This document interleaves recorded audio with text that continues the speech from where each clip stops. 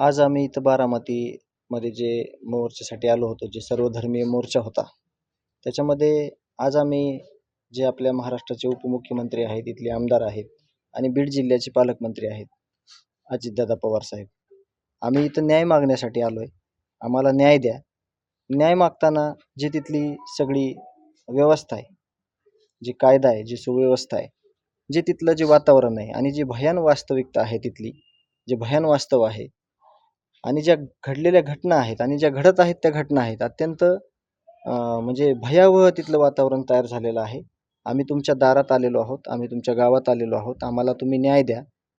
Comscore नुसार आता isakal.com आहे देशातील नंबर 1 ची मराठी न्यूज वेबसाईट. प्रत्येक अपडेटसाठी isakal.com ला नक्की भेट द्या.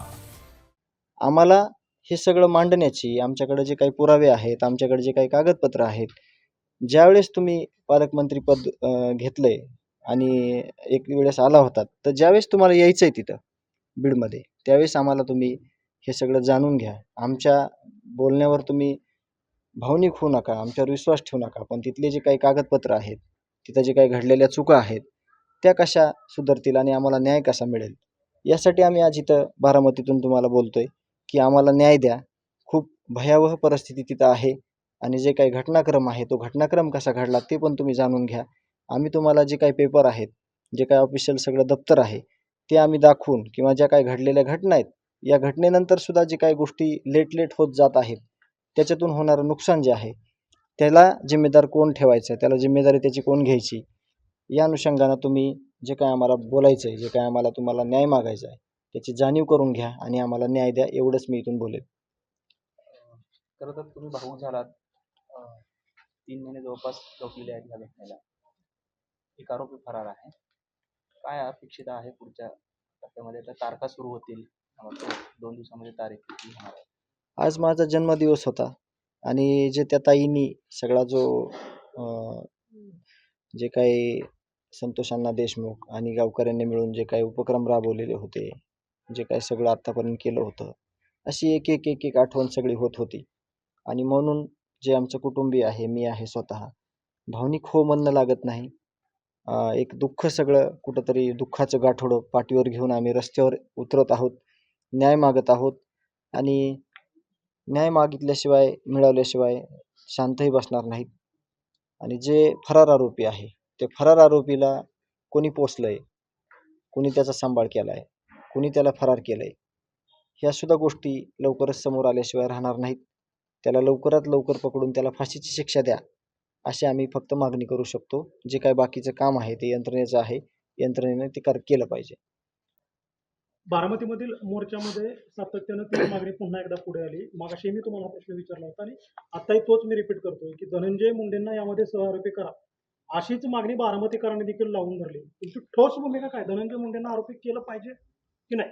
आमची ठोस भूमिका ही आहे, ह्याच्यामध्ये कुणी जरी असला तरी ह्याच्यात ह्या गुन्ह्यामध्ये ज्यांनी काही हस्तांतरण केलेलं आहे, आता समजा मला हे तुम्हाला प्रामुख्यानं बोलायचे पत्रकार बंधूंना, हे जे आरोपी आहेत 8, जे की 302 मध्ये आहेत, मोकोकामध्ये आहेत, अपहरणाच्या गुन्ह्यात आहेत, खुनाच्या गुन्ह्यात आहेत, सगळे याच्यापैकी जर एखाद्याचा खून झालेला असता, तर तुम्ही ज्या आमदार विषयी बोलताय त्या व्यक्तीची भूमिका काय असती, त्यांनी काय केलं असतं, त्यांनी काय भूमिका घेतली असती, त्यांनी कशा प्रकारे समोरच्या व्यक्तीला म्हणजे दाद मागितली असती, न्याय मागितला असता. तर आम्ही अशाच प्रकारे अजितदादा पवार साहेबांना इथं बारामतीतून एक आव्हान करतो की आम्हाला या गोष्टीचा सगळा उलगडा तुम्ही करा, तुम्ही माहिती करून घ्या सगळी, की हे जे आरोपी आहेत हे कुणाचे आहेत, हे कुठं राहत होते, हे कुठून तुमचा कारभार हाकत होते, आणि हे सगळं समोर आहे, मीडियाच्या समोर आहे, तुमच्या समोर आहे. फक्त एकदा जाणून घ्या आणि गांभीर्यानं आमचा विचार करा, अशी आम्ही हात जोडून तुम्हाला विनंती करतो. पंकजा मुंडेंनी केलं असं वक्तव्य केलं होतं की धनंजय मुंडेंनी अगोदरच राजीनामा द्यायला पाहिजे होता, मात्र या सगळ्या गोष्टीला उशीर झाला.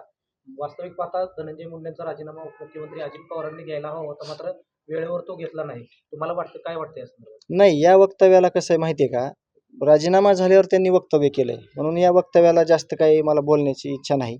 ते जर वक्तव्य वारंवार केलं असतं, त्याचा पाठपुरावा त्यांनी केला असता, तर कुठंतरी त्या गोष्टीचा विचार करण्यासारखं होतं.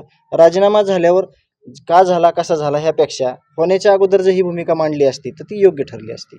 सातत्यानं तुम्ही या सगळ्या गोष्टीवरती भूमिका मांडताय, पण तुम्हाला वाटतंय का हे राज्य सरकार तुमच्या बंधूंना न्याय देईल किंवा तुम्ही हा जो काही लढा लढताय त्या लढ्याला यश येईल? म्हणूनच आम्ही इथून हात जोडून विनंती करतोय बारामतीतून जे उपमुख्यमंत्री आहेत अजितदादा त्यांना, मुख्यमंत्र्यांना, की आम्हाला न्याय द्या आणि जे काही हे सगळी आमच्या जिल्ह्यात ज्या काही अराजकता माजवलेली ज्या लोकांनी त्यांना एकदा बाजूला करा.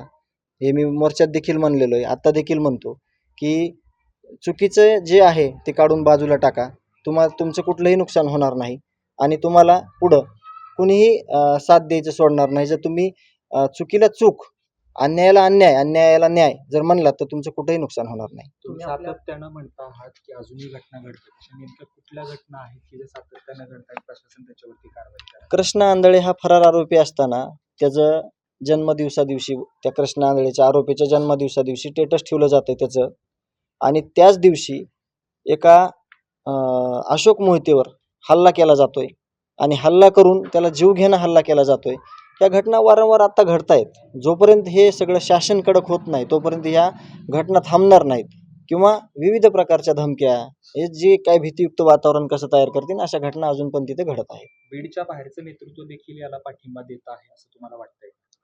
म्हणजे कोणत्या कामाला? म्हणजे तुम्ही असं म्हणताय की म्हणजे थेट नाव न घेता सातत्यानं धनंजय मुंडेंकडे रोख येतोय की त्यांच्या हस्तक्षेप केला जातोय, त्यांना देखील कोणतरी वाचवण्याचा प्रयत्न करतोय असं तुम्हाला वाटतं? आता ते सगळं जसं जसं आपण पुढं जाऊ, जसं जसं तपास पुढं जाईल, जो काय आता सप्लिमेंटरी चार्जशीट बनेल किंवा आताची काय झेल प्रशासनाची चौकशी होणार आहे, बाकी या कालावधीमध्ये कोणी कोणी मदत केली, ती कुणाची लोक आहेत, त्या माध्यमातून आपल्या समोर येणार आहे. आणि जर कोणी पाठराखण करत असेल तर ते स्वतःला ते वाचू शकतील, पण जे काही 18 पगड जातीतील समाज आहे, जे सामान्य लोक आहेत, ते त्यांना सोडणार नाहीत. आता जी शोकसभा झाली, या शोकसभेमध्ये आपण जे वक्तव्य केलं, या वक्तव्यामध्ये आपण असा उल्लेख केला की राज्य सरकारने असेल किंवा मुख्यमंत्र्यांनी तिथले SP बदलले, मात्र काही ठराविक पोलीस कर्मचारी अद्यापही तिथेच आहेत. त्यांच्या माध्यमातून काय या सगळ्या प्रक्रियेत, तपासाच्या प्रक्रियेत अडथळा निर्माण होऊ शकतो काय वाटतं? हां, हे आम्ही प्रामुख्यानं तिथं SP साहेबांकडे ज्यावेळेस गेलो आणि घटनाक्रम कसा झालेला आहे, ही घटना का घडली, आपल्या हे लक्षात आलं की घटना कुणी केली, पण घटना का घडली हे आम्ही ज्यावेळेस जाणून घ्यायचा, सांगायचा प्रयत्न करत होतो, त्यावेळेस SP साहेबांना असं कळलं की ह्याच्यातली एकही गोष्ट आपल्याला DYSP साहेबांना अजिबात सांगितली नाही किंवा केज पोलिसने सांगितली नाही. त्याच्यामुळे त्यांनी आमच्याकडून वेळ घेतला आणि आमच्याकडून अर्धा तास सगळं जाणून घेतलं आणि ते म्हणले ह्या गोष्टीचा अंमल येणाऱ्या काळात होईल. त्यांनी आम्हाला एक नोटीस पण पाठवली की इथं कशामुळे असं वातावरण झालं, तुमच्याकडे काही पुरावे असतील तर ते पुरावे आम्हाला द्या. तर आम्ही या गोष्टीचा एक विचार केला की न्यायालयीन समिती पण आता स्थापन झालेली आहे.